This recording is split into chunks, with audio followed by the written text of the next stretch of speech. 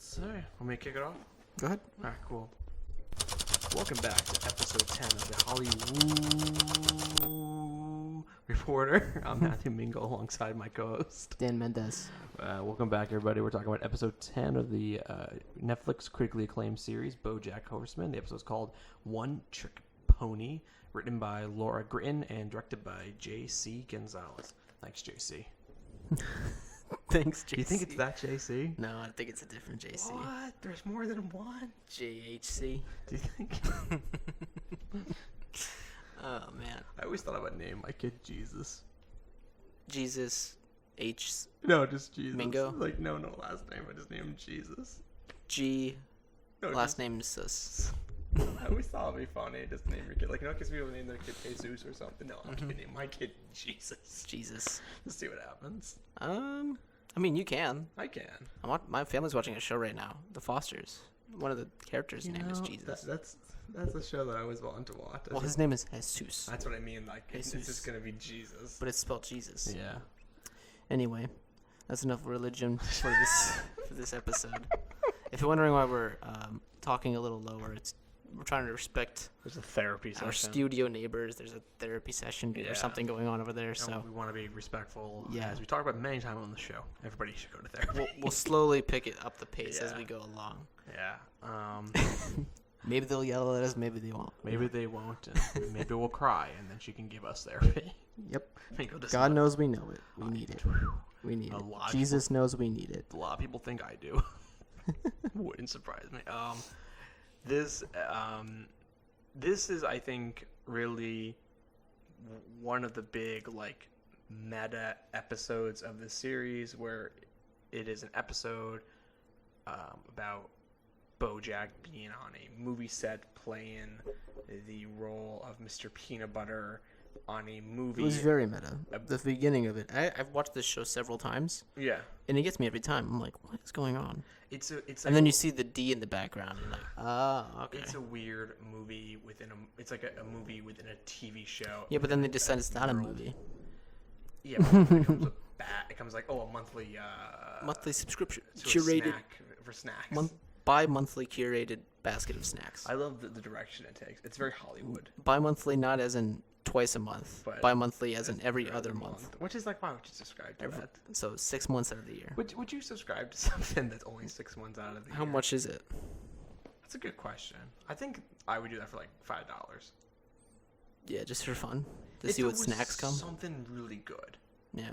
Like if it was like for $5 a month, like you get like stuff from like Japan. Like the snacks they love in Japan. Or different snacks from different there parts. might be something like that actually. It's probably more than $5 though. Yeah, but it's probably also more current than bi-monthly, as in every other month. If it was bi-monthly, it needs to be like $5. Yeah. Because it needs to be something where I go like, yeah, it's not too bad. Yeah. It's a cup of coffee. Yeah. Anyway, Yeah. we're getting ahead of ourselves. This is So- like the ending of the episode that we're going over right now. Thanks for listening. Move on to the next one. So this episode kicks off at with the Ryan Seacrest type interviewing BoJack and Mr. Peanut Butter on Access Hollywoo. Hollywoo.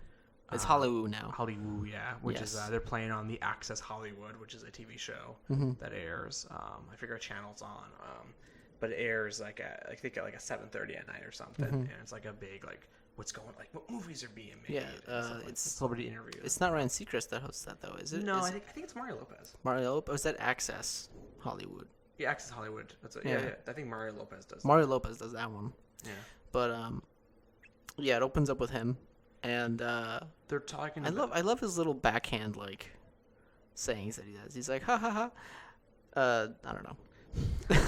He's kind of like it's like he does leading questions. Right. He's like, he kind of like says what is in the gossip columns of that week and being like, oh, did this really happen? Tell us more. Like, did he really steal your girlfriend? Tell us more. Like, he didn't say that in this episode, but they're talking about that this movie being made, directed by Quentin Tarantino. Yeah, thank you. That's a hard name to say. About That's why I'm here. And then it says the hard names. about the movie that's being made about how quote unquote Mr. Peanut Butter stole the D from Hollywood and gave it to Diane. Took that D like a champ. Exactly. Mr. Peanut Butter took that D. He did not give it. He didn't give it. He gave it later. He took it and then he gave it. Took it and gave it back. And then it got destroyed. And hence the name Hollywoo Reporter. Because he couldn't order a new D for the famous Hollywood sign. Hollywoo is in disarray. Yeah. They have no money. In this economy, a new D? After Beyonce went down, they have no money. What's great is you can see, I like how BoJack and Mr. Peanut Butter are dressed the same. Except for the V-neck, which we'll get into, which I think is one of the best jokes on this episode. Yeah, that's his only concern. Why would I wear a V-neck? Why would I wear those? Why would I? You can't put aviators in a V-neck, and then as he says it, he just takes it and puts it in. Like it changed his worldview. So this movie was foreshadowed early, a couple episodes ago. It was mentioned that Tarantino was I think originally going to direct the Ava Braun movie they were going to make as a romantic comedy, and he's always wanted to make a romantic comedy, which is funny because when you think of the character that's based off Quentin Tarantino, he does not make romantic comedies at all. He makes very bloody, feet-ridden movies. Pulp Fiction, Reservoir Dogs, Inglourious Bastards. Yes. Kill Bill Volume 1 and 2. Yes, you're really thinking of these faster than I am, aren't you? Once Upon a Time in Hollywood's his new one. I actually want to see that. Jackie Brown. Is it good? I've heard it's good. Has the reports come back? The reviews have been good. Okay. It's been good. I have only seen one of his movies. I think I mentioned this before. But I watched Pulp Fiction, that's it. Kill Bill Volume 1 I saw. Okay. I didn't really like it. It's not my type of movie. I liked Pulp Fiction. People told me to watch that and Reservoir Dogs, and I'm like, I'll get to them. Yeah. Yeah. Like, we'll see. I don't know. I do want to see Reservoir Dogs, I think. I'm not a big fan of Tarantino himself. I think he's kind of a jackass, but that's just right. That's just my reading. But yeah, that's sort of Quentin Tarantino's inspiration and/or like straight rip-off of him. Yeah. But he's making this movie about the Mr. Peanut Butter story, and you get like these cool scenes of like of Naomi Watts, who's playing Diane in the movie. Yeah. And BoJack. And BoJack's been played by I don't know his name. Hold from on. The Princess Bride. I should have written this down. From The Princess Bride. The short guy. This is Inconceivable. He's a really funny actor. He is. Wallace Shawn. Wallace Shawn, yes. Wallace Shawn, yeah. Yes. He plays Mr. Peanut Butter. He plays BoJack, and he thinks it's below him to play BoJack. Yeah. Which is great because this is a running thing in the TV show because there's another person plays BoJack. I don't want to spoil what it is, but they do this thing when a human plays BoJack. They have the horse head. The horse head that makes him face. It's so good. You can like it's which like, is funny because later in this episode, BoJack, Wallace Shawn, is in space, and the horse head has a space helmet, but his head, his actual face doesn't. So since this movie it should really be about BoJack, he is upset that Mr. Peanut Butter is getting credit. Right, because if you remember a couple episodes ago, we talked about when BoJack got hammered or high as hell. I guess that's the same thing. Well, I think he was drinking. Blackout. He just doesn't remember it and stole the D from the Hollywood sign, and it was in the swimming pool, and that was very funny. Great episode. And Mr. Peanut Butter and him came up with a plan to get it back. That's when the Beyonce thing comes yes, in with yes, the money. Yes. But of course, Mr. Peanut Butter, being Mr. Peanut Butter, a very underestimated character, changes the plan. All right. This is a question I have. Right. BoJack stole the D for Diane, by the way. Yeah. Yeah. Because the Diane and the D. We both love Mr. Peanut Butter. I think we can both say he's my screensaver. He's your screensaver. He's my favorite character as well. Like that's my guy. My screensaver, in case you're wondering, is Homer Simpson in his underwear. You can't see that, but like, and also a spacesuit. We'll put it on the screen. We can put it on the screen. We'll tweet on the account. I'll Google it and put it on the screen when I Yeah, edit this. that is my background because I love Homer Simpson. This is mine, by the way, custom made. So, do you think Mr. Peanut Butter is malicious in like meaning that we think of him as this all shucks guy? He's kind of Woody from Cheers. Yeah. Do you think there is a dark side to him? I think that that's a front that he puts on because that like where BoJack put that front on for the show back in the 90s. That's not really who he was. Well, he was, and then he became the BoJack we know in the show. Yeah. Whereas Mr. Peanut Butter sort of never got out of that character and is still playing the person. I think I don't know. I think we can kind of see this in real life. Whereas like if you look at Bob Saget, right? Yeah, he's kind of pigeonholed. For a while. Yeah, he's Danny Tanner. Danny Tanner, but in real life, like he's a dirty comic. Yeah. And the thing is, though, it wasn't just that. He also did like American Funny Home Video, and he still does family-friendly stuff. But he was able to separate the two. BoJack's situation, I think, is compared a lot to that. Because if you don't know Bob Saget's story and you see him in the street, you'd be like, "Oh, that's Danny Tanner." It was also though, and he's like, Brad Garrett on Everybody Loves Raymond was the same way as my phone buzzes. Was the same way on Everybody Loves Raymond. Like I said, like people thought he was he's Robert, he's the old Everybody Loves Raymond. And then when you saw a stand up, he's kind of dirty. And That I think Louis C.K. too. I mean, like if you see his roles in some of the shows. Yeah, but Louis always has that but darkness to him. If you don't know who Louis C.K. is and you saw him in like, you would think his comedy, I think, is more surreal than it thinking actually of a show. Parks and Rec, he was on. Yeah, he was a cop, right? He was a cop. Yeah, he was like a. If you just know him from that, and see him on the street. Andy Griffin character. Yeah. But I think the thing we see later in the series is Mr. Peanut Butter. He does let that dark side out. Yeah.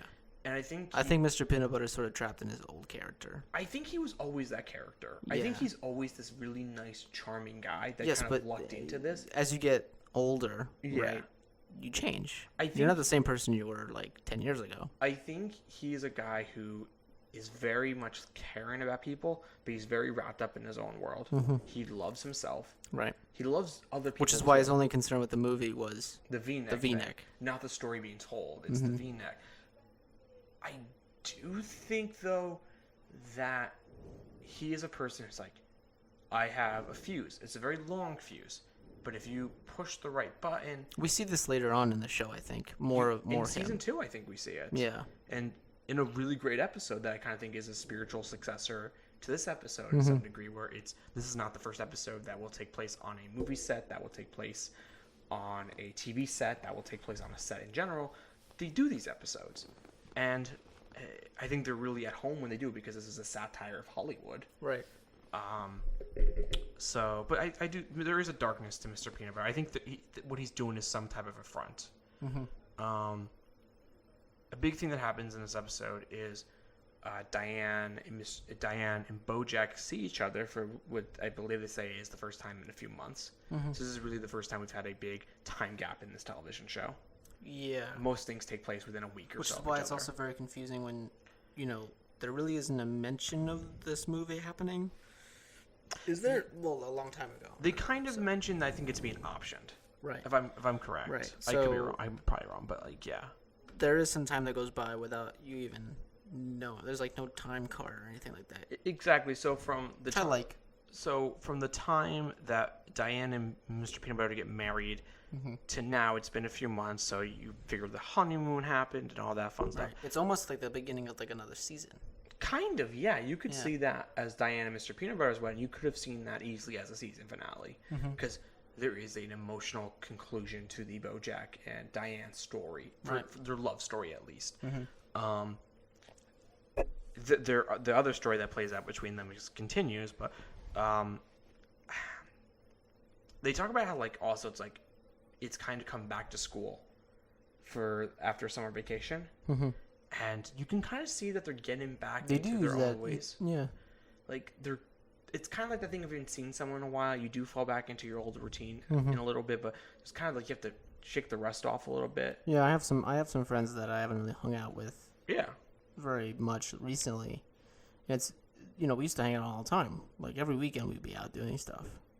And now it's like once every month and a half if we can get together, Yeah, but that's still a decent amount. Whenever we get, like, we still have like our inside jokes. Yeah. We still have like our little things against each other, like we bring up all the time. Like, remember the time we set up fireworks in that tunnel? It was crazy. But what I get no. Like I get like shaking off like the rust. Yeah, I get what you're saying. It's something that you have to do, and same thing with me. I have a group of friends that the boys, and I see them. I see them probably weekly. Right. We all get together Fridays or Saturday nights. Something things come up sometimes. Yeah. You can't. Well, it's summer, so like. But yeah, it's easier now. There's like, for instance, like for the last the whole summer basically we've gotten together every week. This week I can't. I have stuff to do this weekend. Boys are back in town. The boys are back. The boys are back. But I kind of like their dynamic is back. I like when they banter. It's kind of like they've always had this flirty relationship, but this time it feels like they're both conscious of their flirting because of BoJack. Feelings becoming apparent to Diane more and more, and it's kind of a thing where just like, oh, we can joke like this, but we really shouldn't do too much of it. We do find out Diane has submitted the book to Pendant Publishing, what she called One Trick Pony. BoJack's very excited to read it because he visions this as his comeback. Yes. We do find out something that I really wanted to bring up because we've discussed this before on the show. We've had many discussions about this. We have finally figured out BoJack is like 50 years old. Yes. Which makes his and Diane's relationship a little weirder. Yeah. Because Diane's like, what, 30? I want to say late 20s. Yeah? Yeah. Okay. I want to say mid to late 20s. I feel like we find out later I think we do find out later. Actual age. They also do some flashback episodes to the early 2000s, and Diane seems to be in college or fresh out of college. So I want to say she's in her mid to late 20s. Yeah, but 50 makes sense for BoJack. Well, yeah, because we were trying to figure this out. Yeah, I remember. If you could probably have done the math and gone into the ballpark throughout the flashbacks, they show the time. Late 40s, early 50s. Yeah, I think we always thought 40s, but he is 50, which Horsing Around happened in the 90s, so BoJack was in his mid to late 20s when that happened, I think. Now he's 50, and... Well, like, Will Smith is 50. He's 50? Yeah, I think so. Wait, hold on. Yeah. How old's the Fresh Prince? Will Smith is 50. Let's look this up. YouTube made a big deal about it. I think he jumped out of a helicopter or something. He is 50? He's only 50. I thought he was older. You thought he was older? Yeah. Well, he was a teenager in the Fresh Prince. No, he was 20s. He has rap career by then. Really? That's why he had to do the show. He owed a lot of tax money.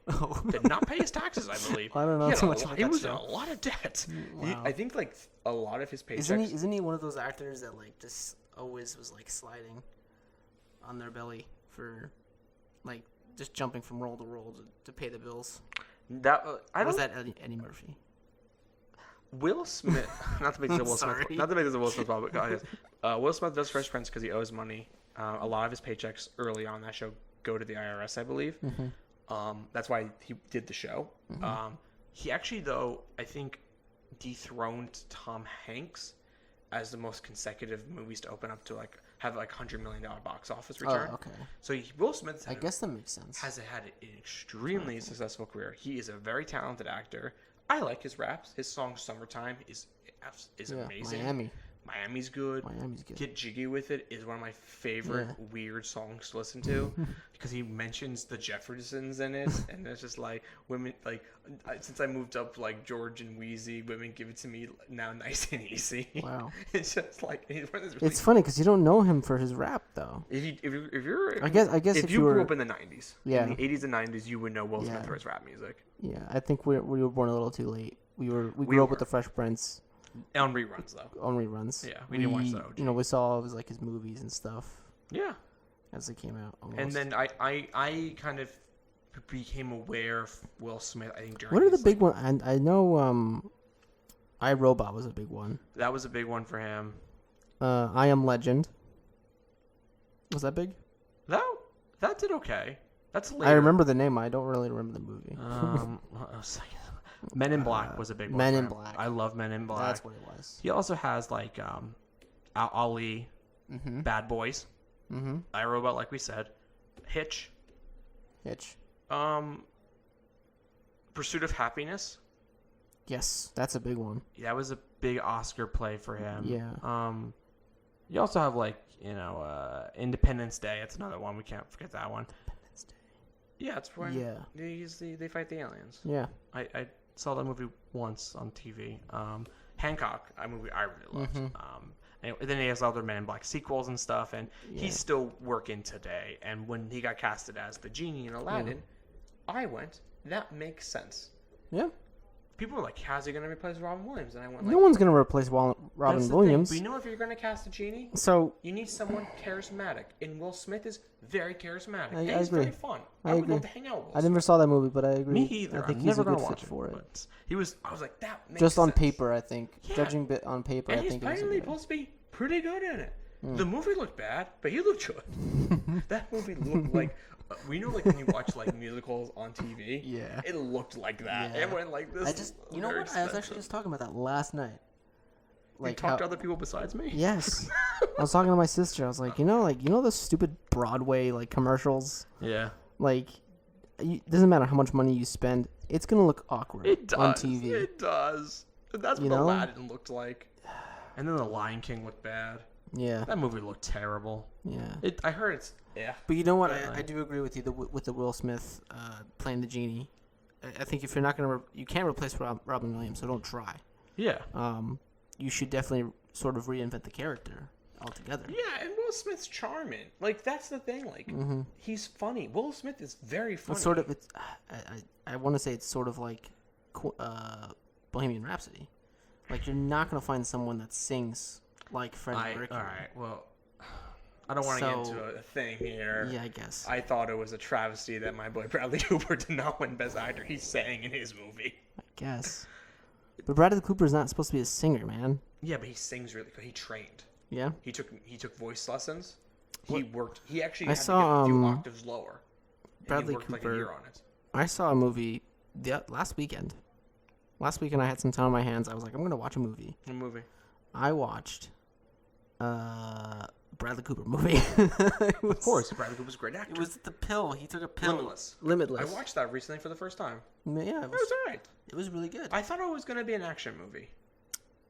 It sort of is. The last bit. Yeah. The last 20 minutes.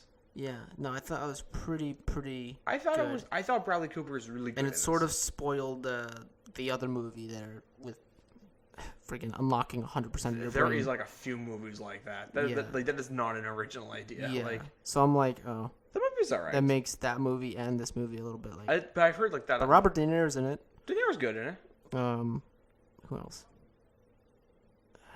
I don't know. There's another. I forget. Let's get back to BoJack. But back to BoJack. Back to BoJack. All right. Limitless is good though. So Definitely back to the watch Will it. Smith pod to back to BoJack. Got it. Yeah. So where was I with? Can Hollywood actors stop being YouTubers, please? You're really killing us. So we found out BoJack's 50. The book, BoJack decided to read it. Diane's kind of managing expectations of being like, it's not what you expected, but keep an open mind. I think you're really gonna like it, which is code for you're gonna hate this.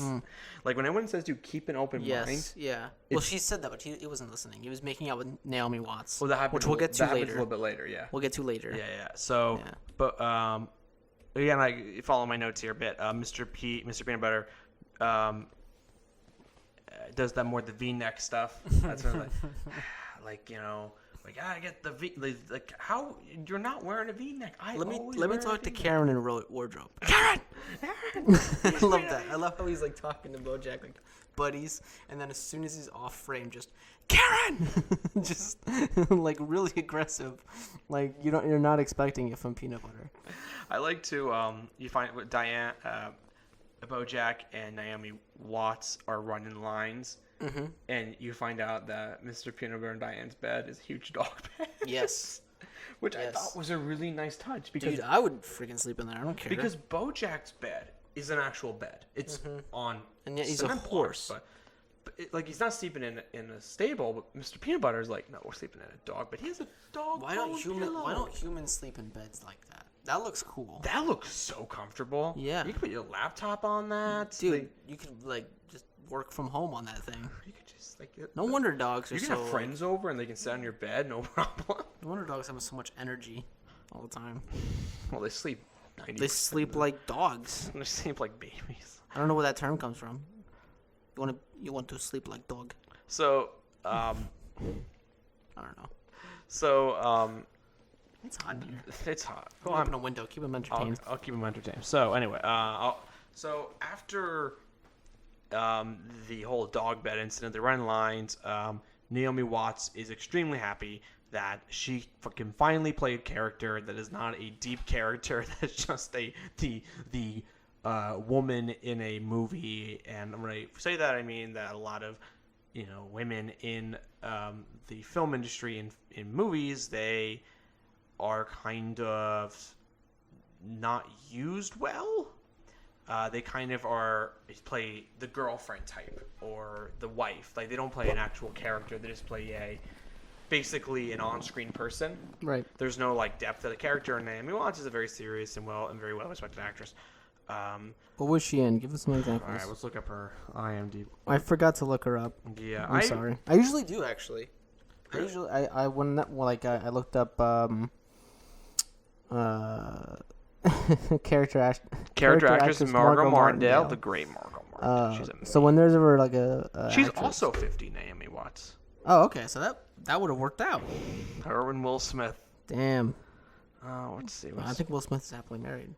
To yeah, but come on. To Naomi Watts. To Naomi Watts now. Imagine. We just made the connection without actually. Mulholland Drive. I don't know that one. You didn't see Mulholland Drive? No. I think that's a Is that a snuff piece? No, that's a David Lynch film. Okay. She was in King Kong in 2005, Birdman, Okay. The Impossible. My brain's working overtime for these. Those are her on IMDb. Those are her most known ones. We're probably forgetting. Oh, she was also on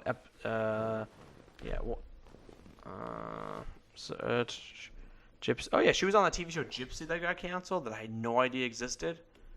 Oh, movie 43. I like how that's the one that Mendez is like, I know her from this movie 43, a movie I've never seen. She has a very luxurious IMDb here. Yeah, knows a lot. Yeah, she's in a lot. She's a very well respected actress. I probably know her. We probably know her more from. I've seen King Kong. I just don't remember. That's one with Jack Black. Yeah, I saw that one. So we also get a big thing that Todd kind of confronts BoJack about the sabotage of the rock opera. Right. Because we found out last episode that Todd finds the receipt, and then he does, the tracking of the murder board, the Homeland board on his on his wall, and figures out BoJack sabotaged his rock opera, Margot Martindale. I love when Todd figures things out. Me too, because it takes him like an hour, and that's how I figure things or out. when he accidentally does things like in this episode. Yeah, and he's kind of passive aggressive to BoJack about it, and Todd ends up, because he's Mr. Peanut Butter's assistant and he's on the set, he ends up helping out with the movie by basically like giving character notes and being like, maybe we should give the girl more things to do in the movie. He's like, you have changed film. Like, I hope you like Oscars. Which is so weird. It's like all right. The movie can just go like 180. At 180, and then a 360. It becomes a Diane movie for a brief moment, and Naomi Watts is very upset because she's like, "Can we stop?" No, I have lines to remember. Like, yeah, she's like, I just wanted a simple movie. Where I didn't have to do anything. And can we stop empowering women for a second? Exactly. There's not long, and I love because the thing switches because in the beginning of the episode you see the line where BoJack says to it's like a long drawn out. It's like a monologue to the Diane character and being like, and it ends with and I'm your Mr. Peanut Butter. You're the Well, the jelly, movie's- and I'm your Mr. Peanut Butter. And then it flips later to being like, I'm the jelly, and you're my Mr. Peanut Butter. And he just goes, True "Yeah, dat." true." True that. Which is better dialogue than I've ever read. Yes. Imagine being that lazy where you're like, okay, let's change this dialogue to be her perspective. And it's And then after all that, you're like, what's he going to say? which is something we've talked Oh, about. just put true dat for everything. Which is something we've talked about on the show. How we feel that there should be more of the perspective of Diane at times. Like I would like to know what That's her true. view That's- on I things think, are. Haven't we talked about this? We have, yeah. I don't know if it was on the podcast or off the podcast. Diane never really gets sort of three-dimensional until later on. Until later on. And I'm wondering if this is the show's kind of commentary on this, being like, we know we haven't really fleshed out the Diane character as much as we should have. Well, we want to do it right, so here's what we have so far. And now we're kind of poking fun at the fact that we haven't done this yet. Maybe. It could be. Maybe. It's very interesting because as viewers, we can't. Because all we know from her comment on right this. so far is she's from Boston. You know, She's a writer. She's a ghostwriter. She did get her centric episode, but Right. She used to date someone that now works for BuzzFeed. yeah, Who comes into play in this episode again? because we'll get to that in a second. So her character kind of gets fleshed out. We got to kind of learn how she became who she is, but we don't know much about the current Diane. I feel like, and I think this might be the show poking fun at that we don't know as much. It'd be different if this was a network television show and it was week to week, and fans kind of tweeted and been like, "Oh, can we get more about Diane?" Then maybe the writers saw that and were like, Yeah. "Oh, maybe we should flesh But out." they poke fun at made this. all of these episodes before probably releasing them. Oh yeah, so, no, that's Netflix's thing. You need to have Yeah. all them done before we can yeah. even send them So out. there was no way of actually getting any audience feedback, and so this was probably like one of the last ones they worked on. And they're like, "Well, we haven't really done much with this Diane character. Let's kind of poke fun at this. Let's just let the audience know that we know we're working on it." and not to diminish the Diane character, because I love the Diane character, Right. and she gets really fleshed out as it goes on. A lot, probably more than BoJack. Yeah, this episode is again Until later on, it's- then BoJack gets really flushed out. it's making fun of the fact that they make fun of the wife/girlfriend character in these movies that have no actual depth, and they're making fun of that by saying, "Okay, we know Diane has not as much to do." That's So I mean, I think that's what they're doing. I hope. there's a believe lot of that's what they're examples of movies out there where like the dude has like all the lines, doing. And the girl's and just the there girl, to. the girl sometimes not even like in the movie She- for very much. The girl either plays an object or something to obtain. Yeah, like a trophy of some Exactly, sort and that's for- not right. That's come on. right. And I like that. But you like most movies back then, at least, were written by men, still written, a and- lot of them written by men. yeah. Like it's sad. directed by men. Still true.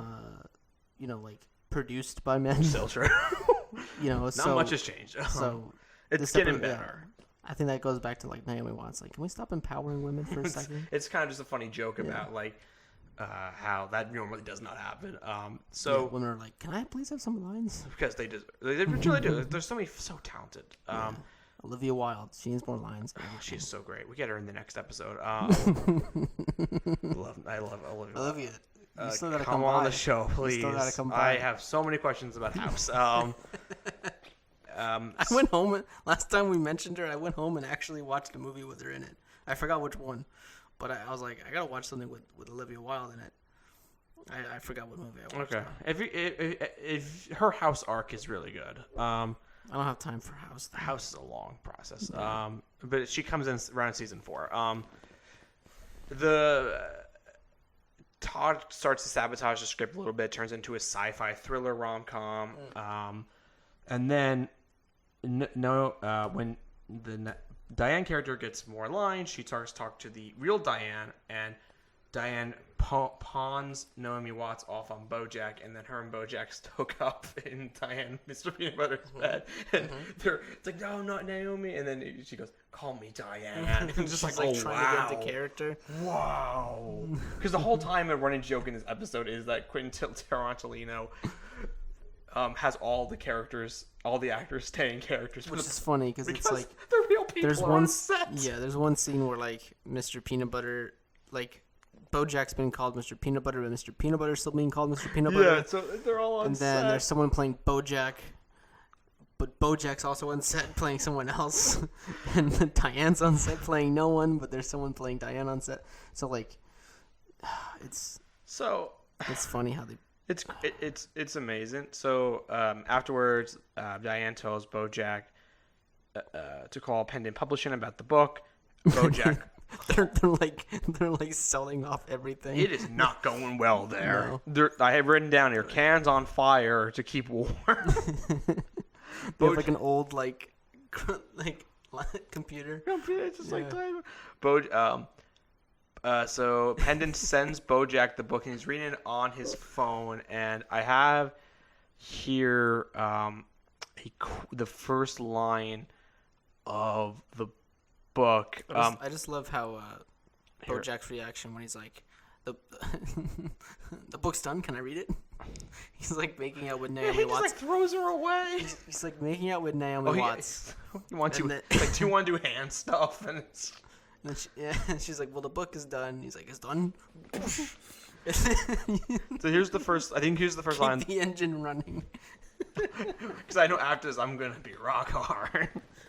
I think he smacked her on the butt. Yeah, and he's like, if I know myself, I'm gonna have a pretty big. Which I know like that. I know like that the those three things together are very demeaning. But I honestly think the phrase "keep the engine running" is extremely funny, and the way he says "keep the engine running." How is she supposed to keep the engine running? That's like the thing that makes no sense. There's like one way to do that. So here's the first line from the book. The first time I met BoJack Horseman, he was puking cotton candy off the deck of a lavish house in the hills. It's true, he was. He was. That's a callback to the first episode. Yes. Where they meet. There's also some like callbacks to things that we didn't see. We didn't see, and you get to, and this book is not. I don't believe this book is a slam on BoJack. No, it's not a hit piece. Yeah. It's not trying to tear him down. Quote, I mean, Diane did say she's like, you're just too close to it. It's a critical analysis of the actor BoJack Horseman, the person. It's supposed to. And he is a one-trick pony. He really is. He did one show. He that we know of. That we know of so far. Yeah, we know of so far. There one is big show. He had the big '90s show. Right. He had when. Again, Bob Saget. I don't know anything else he did other than Full House. He had. I'm sure he's done other things. He's definitely has. But I'm just a normal person. Mingo knows all the shows and all the actors. I'm just a normal person. He did his big horsing around. Yes. Made a lot of money from it. He has not done anything since then, really. He has tried to do things. He has small bit parts and things, but he is not a. He's not a bankable actor at this point. He's not. He had one huge successful thing, and he wants more.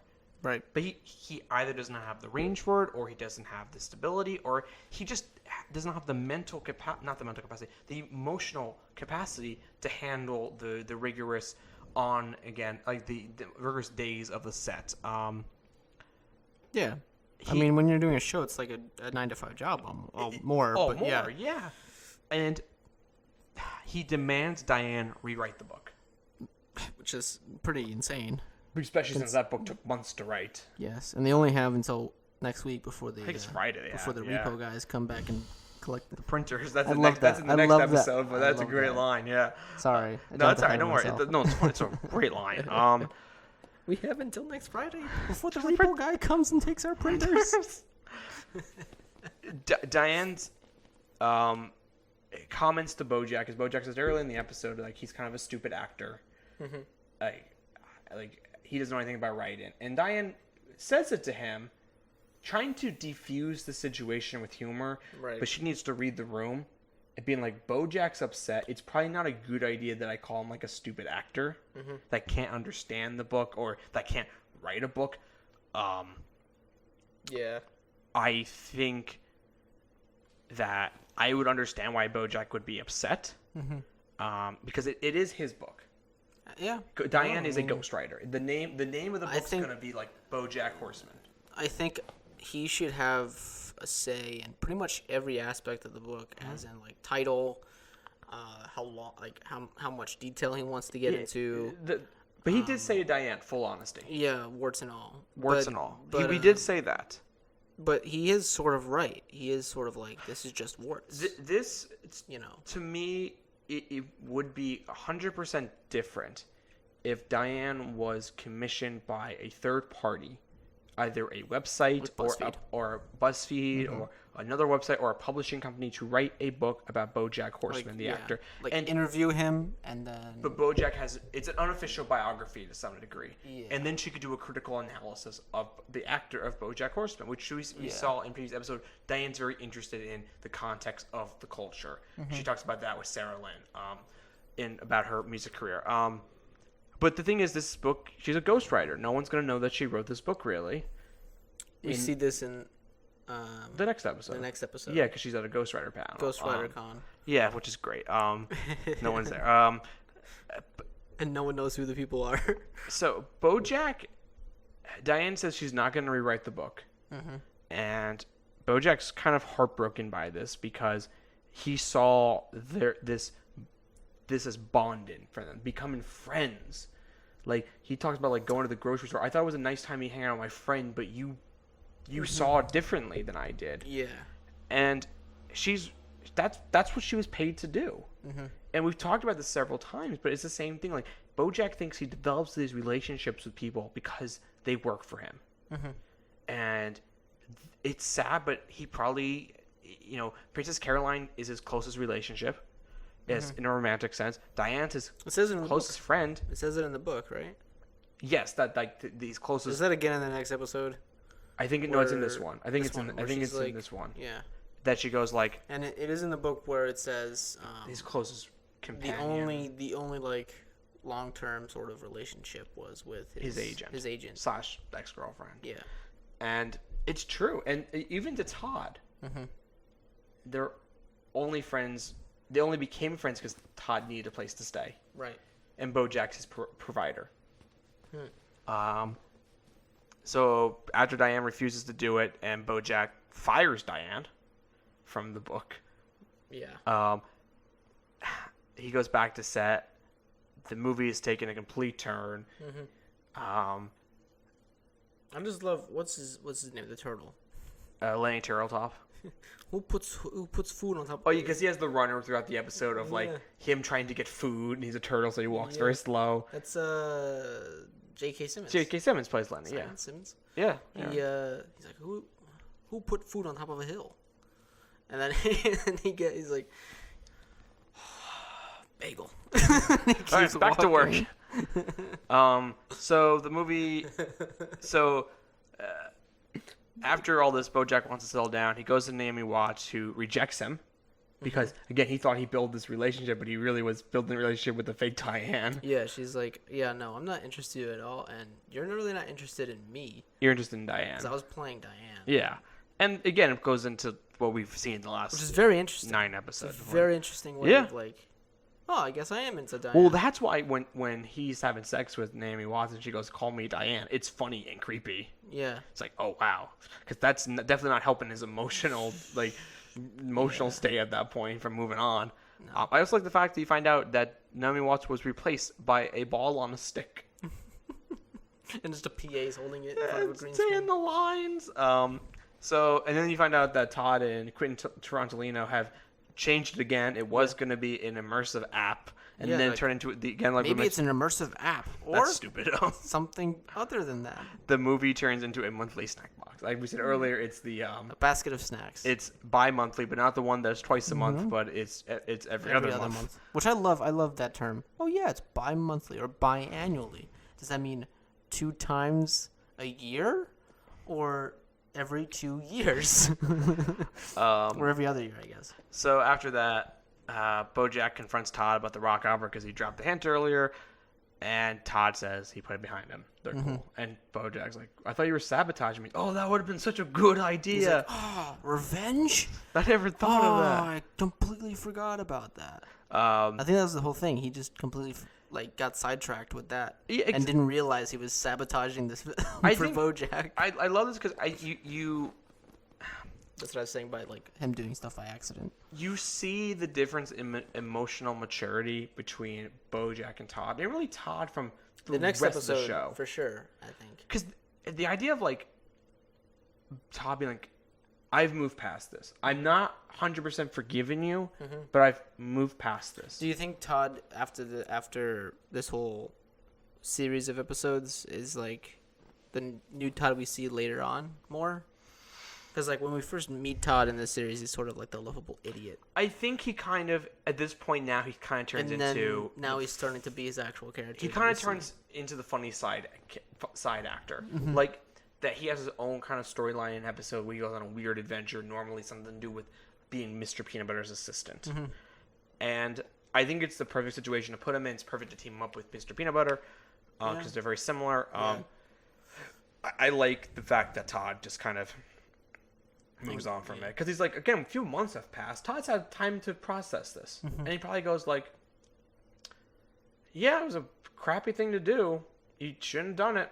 Bad people do that. He's a bad person, but it's stupid for me to hold this grudge the rest of my life. Yeah. I took Especially my when time. you're living at the dude's house. Exactly. That's great. So pick up your shit. So after the Diane and BoJack argument, she leaks the book to her old boyfriend from BuzzFeed. And Can I just say I love how he answers the phone. He's like, "Hello, Diane? Do you still work for BuzzFeed?" Yeah.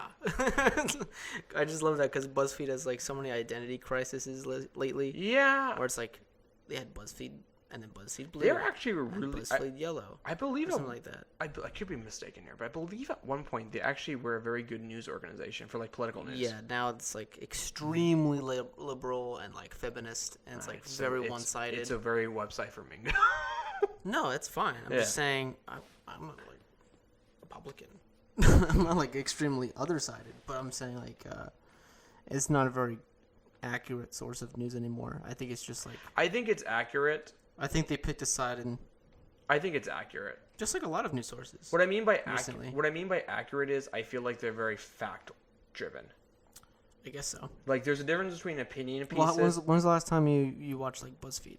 I don't watch BuzzFeed stuff. I'll read some of their articles sometimes. Okay. I don't watch BuzzFeed stuff. I watch BuzzFeed stuff, and they used to have like neat little cool stuff. Well, they like still videos, do. Like they have like BuzzFeed Multiplayer, which is video games. BuzzFeed Unsolved, which is crime stuff. But as far as news stuff, I don't know. I don't want to get into like the whole fake news thing, but I'm just saying, like them and as well as other like news organizations definitely like picked a side. A lot of them did. They have to. No, they do because you got to find your audience. Yeah, it's like and more power to you and stuff. I'm a very fact-driven person. I love how I think the writers put that on purpose. That it's still called BuzzFeed. Yeah. So get back to BoJack. Back to BoJack. Diane leaks the book to her old boyfriend, and then BoJack finds out because everyone's making fun of him, and she leaked the first few chapters. And then I was mistaken for it. Then BoJack fires Diane. Yes. And that's when the episode ends. And we end this cliffhanger before the penultimate episode, episode 11, of BoJack. Is this book going to come out? Right. It's been leaked, and usually you do that to gain buzz for a book. Usually a publishing company will release the first few chapters of a book or a chapter of a book or excerpts from the book because they want buzz. They want someone to pick up on something. So if you're writing like a tell-all, you release some juicy details. Not the big stuff. No, that's definitely, I mean, especially BuzzFeed is a good place to do that. Yeah, because, a lot of things are list driven. Like top 10 things. Doesn't Diane end up working later on for something like BuzzFeed? She works for like a blog like that, yes. Right. A play on it. Right. A startup. And I definitely think her talents are a little bit wasted on that, but I think that's definitely like her audience. Yeah. Like the books that she was writing were definitely like for those people. I would say so, yeah. Yeah. So I mean, I guess that was a good move, but spoiler alert. I guess. What do you think about earlier on in the episode? Naomi Watts is like asking questions to Diane to like get into her head. And one of the questions was like, how's being married? Oh yeah, I forgot about this. Yes. Yeah. And what do you think about like? I don't remember her answer. It was kind of like, is this that? Like, it was one of the happiest days in my life or something like that. I think I mentioned before. I think Diane loves Mr. Peanut Butter, but I think she got married out of partial guilt about what happened between her and BoJack, and I think she just doesn't. She doesn't know what to do with her life. Right. She's kind of in a weird position, and I think she thought. I think she didn't necessarily think this was going to make her truly happy, and I think she enjoys being married. She said, but she doesn't want to think of this as the happiest day of her life because then she peaked very early. Right. Like if that's the happiest day of your life, and that's sort of what leads her to like tell Naomi to talk to BoJack. Yeah. Or literally anyone else other than her. Yeah, basically, yeah. Yeah. It's sad. Their marriage gets very interesting. Yeah. Well, I asked you that, but we already know how it goes. We know what their marriage is like as it goes forward. And you don't really know, don't take that as too much of a spoiler because it has this twist and turns. Twists, yeah. And it's weird because I love the Diane character. I have a lot of friends who don't like her. I'm lukewarm, I think, when it comes to her. I don't really know how I feel. I think she definitely plays the stereotypical female activist character, but she's also plays the I'm an activist, but I don't necessarily always contribute as much as I should. I tend to agree with Diane a lot on her views, or on not just politically or culturally, but on her relationship with Mr. Peanut Butter. That they're just two different people, and Diane understands that and knows probably deep down she can't make this work. And Mr. Peanut Butter thinks he can make everything work because he's Mr. Peanut Butter and he's just a really good guy. Yeah. I think they both have. But to be faults. fair, I think BoJack also thinks he can make everything work. Yeah, I think that's through BoJack's ignorance. Yeah, as we see in the next episode, he thinks he could do anything. Yeah, exactly. So, but yeah, no, this was I think this was a really good episode of television. Yeah. You think it was a 10 or? I don't think it's a 10. Up there. I like the next episode more. I'd liked it more. I like how this episode bleeds into the next one. It's good to watch back to back. Yeah, I'm glad I did watch it back to back. I watched this one independently the first time. Yeah. And then I was like, okay. And then I watched it back to back to prepare, and I was like, this is really good actually. So I think a tip that anyone watching this podcast is watching along with us is definitely watch one at a time. I would say so, yeah. Just to be safe. Even if you could watch it back to back, I think watch it, digest it, and then move on. That's how I feel most cultures should be viewed. I've always looked at it this way. I tackle one big television series a year. Right. 2 years ago was The Shield. Last year was Justified. This year is... Or 2 years ago was Justified. This year I did Lost. I just finished Lost a couple months ago. I'm trying to find my next show. And it might be Mad Men or something. Right. I'm not 100% sure what it's going to be. But it's nice. That's a good idea, though. I think that's a good idea. It's because... I should start doing that. It's good. And I watch it over a course of time. Mm-hmm. So, I might watch 2 seasons in 2 weeks. Or 3 weeks. And then I'll take a break. I still need to, get somewhere with Cheers. I think I'm only on, season 3. Well, Cheers is 11 seasons. You can kind of... Here's my thing on Cheers. I don't watch it in order. I kind of skip around. Yeah? Yeah. I decided to go back to, the last season where, Kirstie Alley's in it and stuff like that. She's really... And she's really funny in the show. I just got really confused because I don't think I got too far in that show to understand the. What I would suggest, because there is a casting changes, is to look up when they happen and watch the first episode they're introduced. It makes way more sense. Okay. Yeah, not to go on a Cheers tangent because I can talk about that show forever. We should start a podcast about Cheers, not by episode because we'll be here for 20 years. We could do bonuses. Yeah, we can do a little. That could be a Patreon thing. Yeah. Or even we'll figure it out. Yeah, like a 2-hour, 3-hour just talking about it. Yeah, we could watch a bunch of episodes or something. We could do a live watch of some of the best ones. Mingo will be so happy. Yeah, no, we'll just set it up so we're watching it, and then we'll do a... For those who are unaware, the 3 greatest sitcoms of all time to me are The Simpsons, Cheers, and Seinfeld. Those are the 3. Those are pretty good. They're hugely influential on television. Those are almost so good that I would question your experience watching stuff.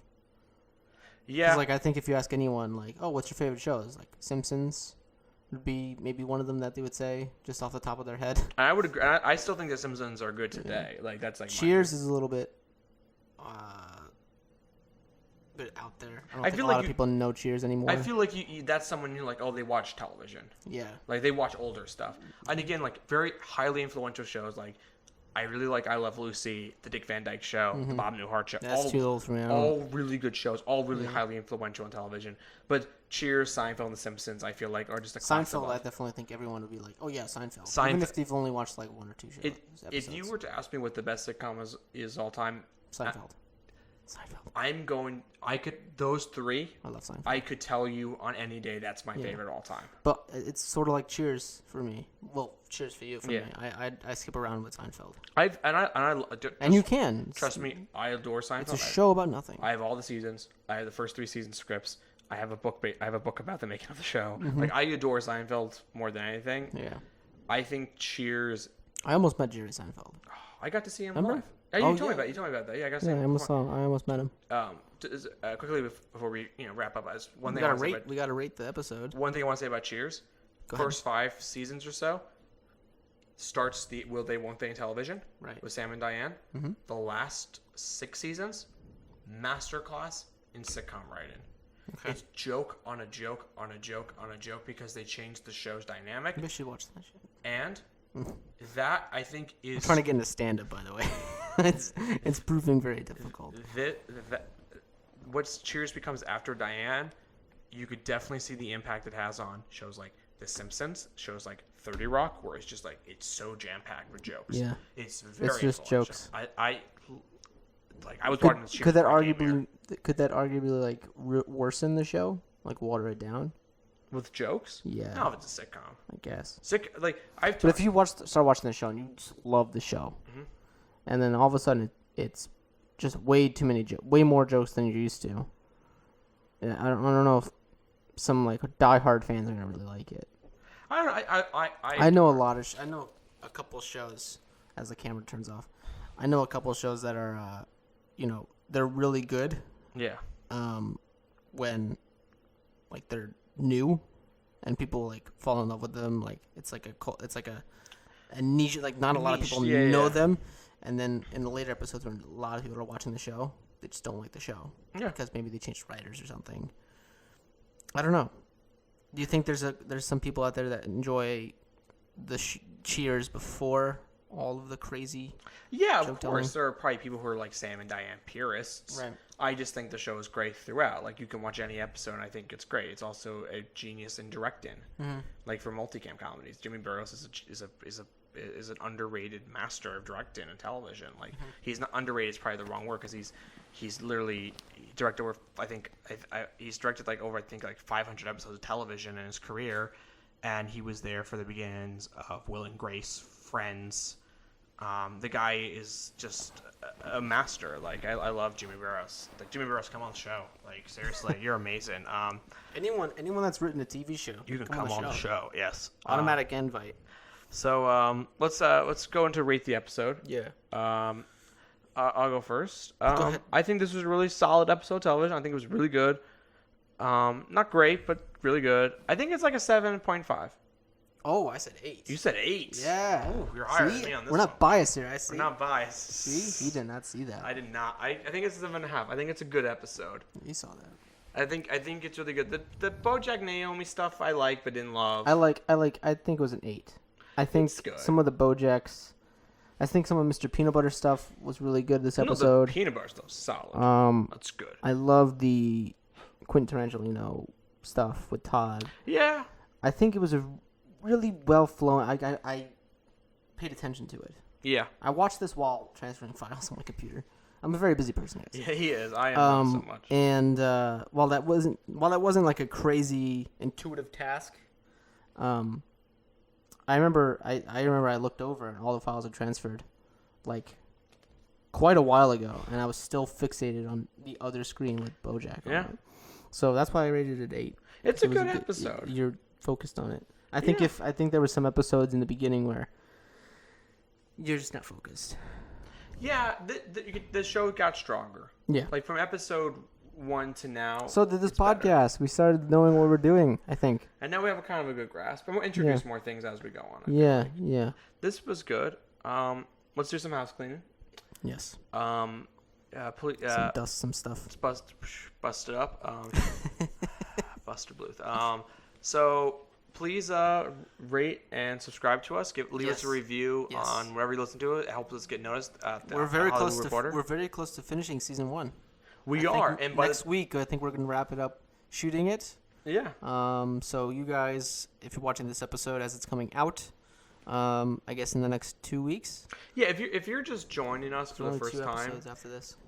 We are recording the whole first season before releasing it because I go back to my school. Yes, and I'm very busy. As I just stated. Mendes also very busy. Our schedules become harder to sync up. Yeah. So we have. Hence why we actually started doing one per week because it lasts longer. Yeah, but we're gonna try to do 2 next week so we can wrap it up. Exactly, and so by the time you listen to this, you're gonna be like, it's like November or December, so you're gonna be like, wow, the times they are a changing. Like, but then we'll have a good portion, probably season 2 recorded or something. Right. But we did this way earlier, so we could buy us some time just in case. Yeah. Obviously. We didn't. So. But we're actually on the court. Like as this is being recorded, we're talking about like setting up all of the YouTube and stuff. Which if you're listening to this, you might be wondering why we're talking about cameras turning off and stuff. It's because we're filming this. Yes. You can actually see our beautiful faces on YouTube and on our Patreon.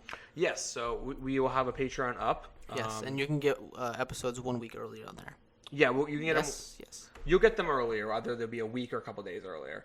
Mm-hmm. As we get subscribers, we're gonna add new things into them. Now, bonus episodes. We've talked about this off mic. By the time you listen to this, we might have no Patreon subscribers, and that's fine. We're okay with that. If you can't afford, if you don't have the money, we understand. And you don't want to support things you don't know. But obviously, if you want to support us and you don't have the funds to, what I highly recommend is, like I said, rate and review us because it helps us get noticed. Mm-hmm. Tell a friend about it, because just to get the word out there, and we understand. So, and of course, these episodes are for free, so we're not doing this for money. Yeah, obviously, though, it does cost money to make this show, so any money would be very appreciated. I think that the big thing we've talked about is what we would raise money for. The first thing is just a mixer, just equipment. Yeah, equipment. Obviously, this is very janky in the podcast world, but it works. Yeah, and the way we look at it, if we raised enough money to get a mixer, we have succeeded as a podcast. Right. And you will get a Patreon exclusives, like we talked about doing the live streams. We've talked about you get extra episodes, bigger episode, like a 2-hour, 3-hour episode. I was thinking something would be really cool. We could do guest stars. We could review TV movies or something like Hallmark movies, Lifetime movies. We'll come up with cool things, and we'll leave polls that are Patreon exclusive. Thank you, individuals, for subscribing. Yes. But if we have no Patreon subscriber, that's completely fine. We're still going to do this show because we're still going to give it up for free. Exactly. You're always going to get this for free. So by the time this is up, you'll be able to find us on Twitter at the Hollywoo Reporter. It will be in the show notes below. You can any updates. If you want to follow us personally, we have Instagrams. Yes, so you can follow me on Instagram and Twitter at Mingo Lingo Kingo. Just think of bingo and drop the B and add an M, L, and a K. I'm okay. I never thought of that. Oh. I never thought of that. Wow. Wow, you think very highly of yourself. Jeez, that low key. Never dawned on me. I was like, wow. Okay. If you want to follow me, obviously much appreciated if you follow me at Derf Daddy Dan. Follow Daddy. Triple D. Triple D. And if you like cars, you can follow my filmmaking page. It's all car stuff. At overtake.media, also on Instagram. Overtake Media. And on YouTube. Overtake Media. Yeah. And I vlog now. He does vlog again. He's vlogging again. Yeah. And on my stuff, you basically just get my weird opinions on TV. Which is great. You should definitely follow him. If you're following me on Instagram, you're going to get a lot of weird stories of me saying I should be in the mob. Yes. Which I think you should. I should. You should. As long as it's not doing any crazy mob stuff. Oh, I will be. I know I someone comments saying I'm concerned for you. Yeah. Love you, Mariah. You're great. Yeah. Anything else? No. I want to go eat some tacos. He's going to have some tacos. I'm hungry. I'm going to go home. These episodes were supposed to be half-hour, 45-minute episodes. This one is An hour and 4 minutes. All right, so that's not too bad. No, it's not bad at all. Okay. Until next week. Next week. You've been listening to the Hollywoo Reporter. See you guys.